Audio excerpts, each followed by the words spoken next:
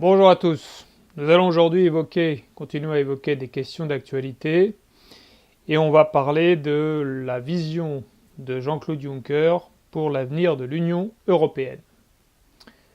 Alors, d'abord, il faut préciser que l'Union européenne, ce n'est pas l'Europe, ce sont deux notions distinctes, mais l'Union européenne constitue aujourd'hui la structure la plus avancée dans le domaine de l'unification économique et politique de l'Europe. Donc ce que dit Jean-Claude Juncker est utile puisque ça concerne l'avenir de cette structure qui est aujourd'hui la plus avancée dans le domaine de l'unification de l'Europe. Donc Jean-Claude Juncker propose 3 éléments principaux pour avancer sur la voie de cette unification. D'abord l'extension de la zone euro à toute l'Union européenne. Ensuite, l'extension de la zone Schengen à toute l'Union européenne. Et enfin, une harmonisation fiscale pour éviter le dumping fiscal entre les États membres de cette Union européenne.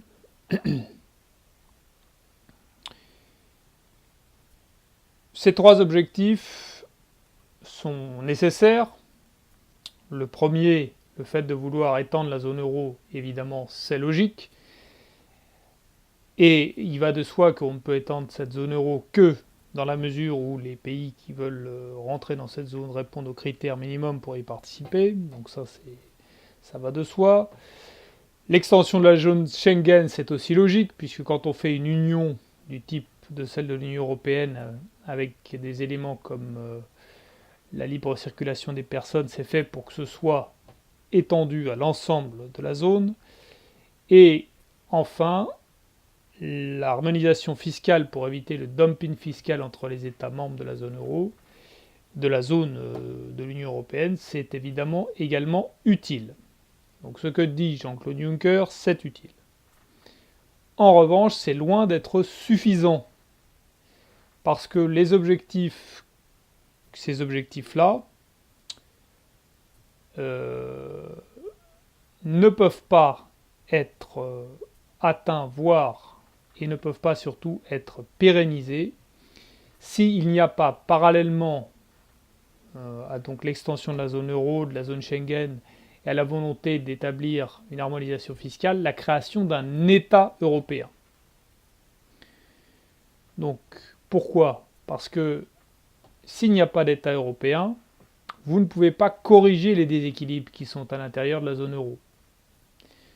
Donc les pays créditeurs deviennent de plus en plus créditeurs, les pays débiteurs deviennent de plus en plus débiteurs. Et même si vous faites des réformes visant à améliorer la compétitivité des pays débiteurs, comme la Grèce ou l'Italie, voire même la France, de toute façon les pays créditeurs font eux aussi des réformes pour améliorer leur compétitivité en permanence. Donc l'écart de compétitivité entre les pays créditeurs et les pays débiteurs ne va pas se résorber. Il va rester à peu près le même et donc il n'est pas possible de corriger les déséquilibres dans la zone euro sans un État européen qui est capable de redistribuer à travers un budget fédéral qui s'occupe de grands secteurs comme la défense, l'industrie, l'énergie, les transports. Donc ça, c'est concernant l'euro. Concernant la zone Schengen, cette zone Schengen, elle n'est viable à terme que si les frontières extérieures de la zone Schengen sont correctement protégées. Et pour protéger correctement les frontières extérieures de la zone Schengen, il faut une police des frontières, un corps de garde-côte européen qui répond à une autorité européenne. Sinon, vous avez chaque pays européen qui applique la défense des frontières de manière modulée, selon que c'est plus dans son intérêt ou moins dans son intérêt, et donc vous n'avez pas, puisque certains pays européens sont seulement des zones de transit, donc ils n'ont pas intérêt à protéger très strictement leurs frontières, et donc vous n'avez pas la possibilité de protéger correctement les frontières de l'Europe s'il n'y a pas un État fédéral européen. On peut avec le système actuel de Frontex, mettre un peu des rustines, mais on ne peut pas faire quelque chose d'efficace sur le long terme. Et en ce qui concerne l'harmonisation fiscale entre les États européens, les États européens ne vont pas respecter, déjà, il n'est pas sûr qu'ils s'engageront dans une harmonisation fiscale, et en plus, même s'ils s'engagent dans une harmonisation fiscale formellement en signant un document, ensuite il n'est absolument pas certain, et il est même probable qu'ils ne la respecteront pas, parce que la fiscalité, ça fait partie des prérogatives centrales d'un État, et donc si un État veut changer sa fiscalité, il le fera, quels que soient les documents qu'il aura signés. C'est d'ailleurs ce qu'on a pu observer concernant les critères de convergence. Les États ont signé, qui font partie de l'euro, ont signé un document pour mettre en place l'euro qui prévoit des critères de convergence et ils ne les ont pas respectés. Donc si vous n'avez pas un État fédéral qui est capable de mettre en œuvre une politique fiscale au niveau européen, sur un plan fédéral, vous n'avez pas la possibilité de faire une harmonisation fiscale crédible.